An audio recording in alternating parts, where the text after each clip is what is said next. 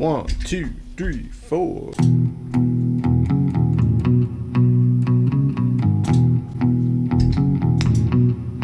Here we go.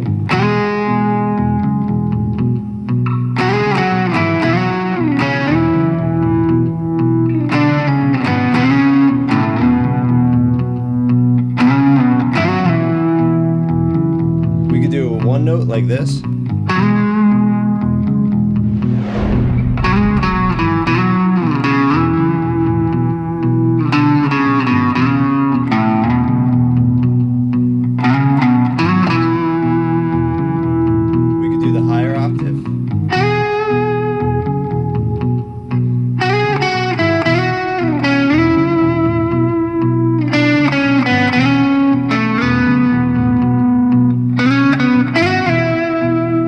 Try it in one position like this.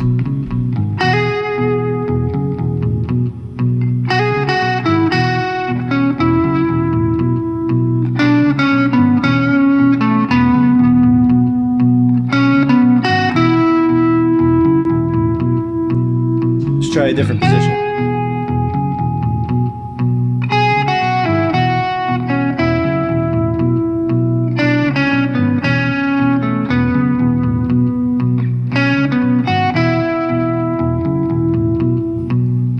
Try a different position.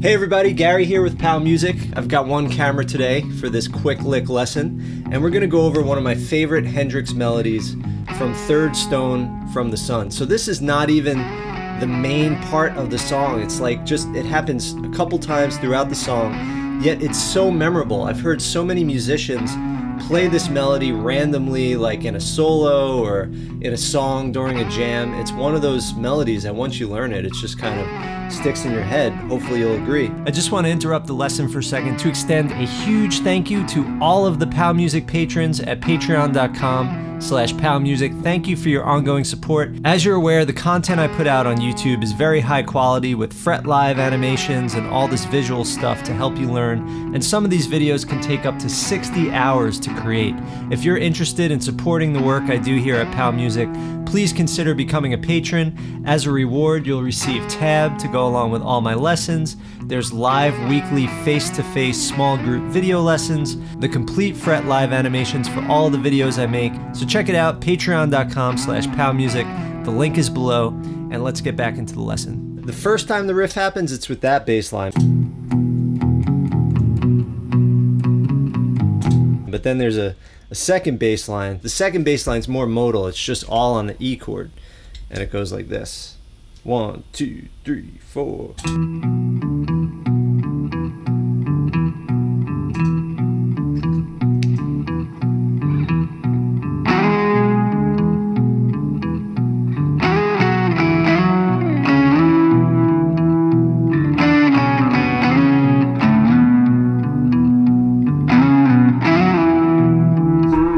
Try it with the wah-wah.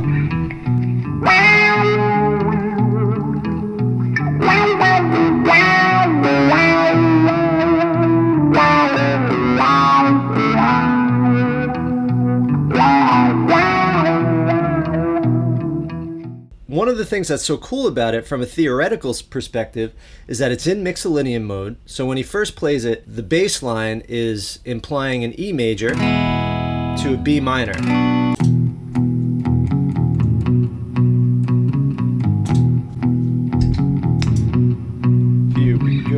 One of my favorite chord sequences. And in Mixolydian mode, we could think of that as 1 major to 5 minor. If we relate it back to the relative major key, which is A, we could think of it as 5 to 2. Just 5 to 2 over and over. So if we're in A, E is the 5 chord, and B is the 2 chord. B minor is the 2 chord. But if we're thinking Mixolydian, we're thinking 1 major, 5 minor. And then this melody, beautiful Mixolydian melody. And Mixolydian mode's like major, but it has a minor 7th. It has a flat 7. So with that in mind, this is the note right here that makes it Mixolydian and not major. So if we're thinking we're in E Mixolydian, the flat 7 of E Mixolydian is D, right? Because it's a whole step away from the root. In regular major, we're a half step away from the root. So this note is what's going to define it as a Mixolydian melody. And when you first learn this melody, I recommend you just use one finger, just play the root note, don't play the octave. I'm going to show you the octave thing next. So we start off on this 11th fret, then 11, 9, 7, 9, 4, 7, 11, 11, 9, 7, 9, 4, 7. If you could sing it too, that'll help get it in your head. 11, doesn't have to sound good, I don't sound good. 11, 9, 7, 9, 4, 7. It's just to help build that connection. So that's kind of the first quarter of it. The first phrase, we could think. Down. Do, do, do, do, do, do. Right? Second part, here's where it gets Mixolydian. And that's going to be 5, 4, 2, 4. And now we go to the E string. 5, 7. 5, 4, 2, 4. 5, 7 on the E. So that's the second phrase. Here's the third phrase. Very easy. I'm just adding the slides to make it sound more interesting, but you could just go. And that is on the E string, 9, 7, and then on the A string, 9, 7. And if we slide, 9, 7, 9, 7. So putting it all together, 11, 11, 9, 7, 9, 4, 7. 5, 4, 2, 4, 5, 7 on the E, and then 9, 7, 9, 7. That's it. Here it is with the looper again.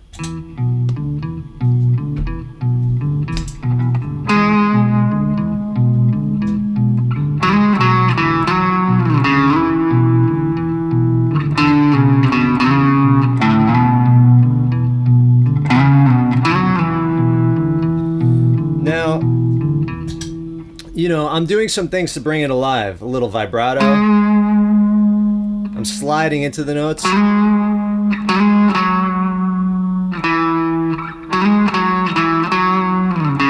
Sliding back. That's legato, where I only pick once.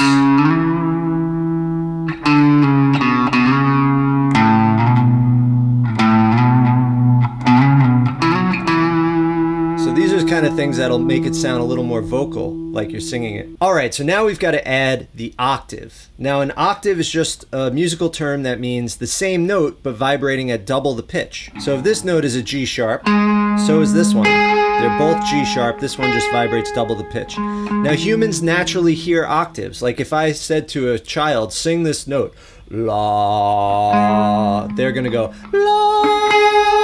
It's just human nature. We can match pitch at different octaves. So it sounds like the same pitch, just vibrating twice the frequency. So we play that octave.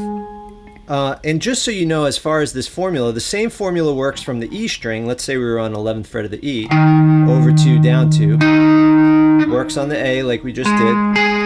Now once we get to the D string, we've got to go over 3, down 2, like this, over 3, down 2, because of the way the guitar is tuned. It's tuned in fourths, except between the G and the B we have a third, and then from the B back to the E we have a fourth again. So that throws everything off, makes the guitar kind of not make sense for a very long time. So anyway, so that's the octave from the D string, and then from the G, same thing, we go over 3, down 2. So from the G, over 3, down 2. From the D, over 3, down 2. From the A, over 2, down 2. And from the E, over 2, down 2. Now that's a great way to find your notes on the guitar. you know, I would recommend you memorize the E and the A string first, and then once you have the E and the A string memorized, you can find the other notes by using octaves. That's just one technique for finding the notes. Like, let's say you're playing a G chord here, and you want to find another G chord. Well, you know, okay, here's a G root. Okay, here's a G. So then from there, I can find another G. There's a G chord too. So something to keep in your back pocket. All right, so now the trick to playing octaves effectively is muting the strings that you don't want sounding out. So when I go like this, I'm strumming pretty freely, all 6 strings actually, or maybe 4, maybe 5, whatever. I'm not really worrying about it because I'm muting all the other strings. So first you want to be able to use your first finger to mute all the other strings. So if you put your first finger on the 11th fret and you play that note, you should be able to mute the low E with the tip of the finger, and then the other 4 strings. It sounds a little messy with the distortion. Let me just clean it up so you could hear it. So when I'm strumming, you're only hearing that G sharp. So you want to try to mute the low E with the tip of your finger, and then the flesh of that first finger just lightly touches the rest of the strings. So you really want to work on that technique. This is not only good for octaves, it's good for power chords. It's good for other intervals, like here's a popular interval, a 10th. We're going to go over this in the song Reptilia. It goes. That technique is playing an interval called a 10th, where you skip over 2 strings and you play the 3rd of the chord and the root. But anyway, so this is a technique worth developing, not just for octaves. So then once you get that first finger down, you want to add the octave. And then you can use that 3rd finger to kind of double up on the muting, just to make extra sure. I'm using that tip as kind of touching the D string, and the kind of flesh on the back of my finger is touching the B string.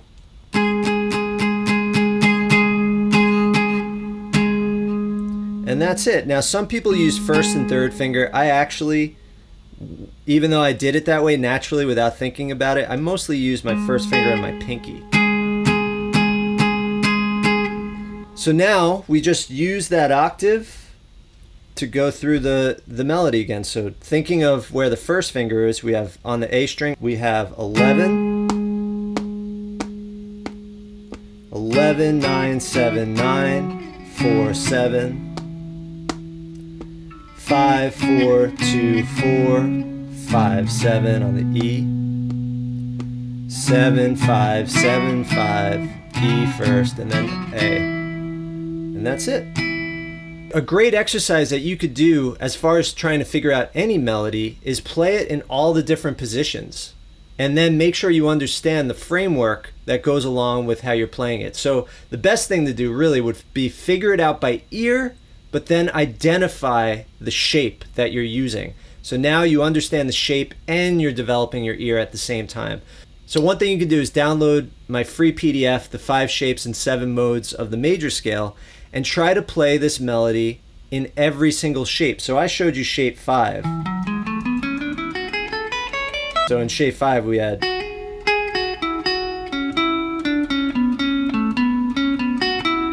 right? Now you can do that in all the other shapes. Earlier in the video I played it in shape 5.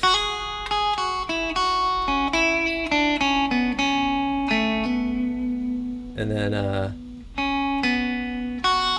yeah, there we go. So that's it in shape 5. Go through all the shapes. That will really free you up when you put your ear together with the shapes all over the fretboard.